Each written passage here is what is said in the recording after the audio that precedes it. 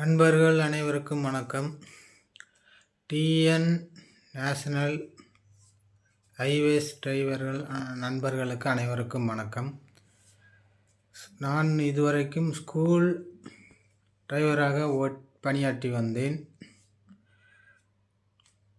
தற்போது உடம்பு சரியில்லாத காரணத்தால்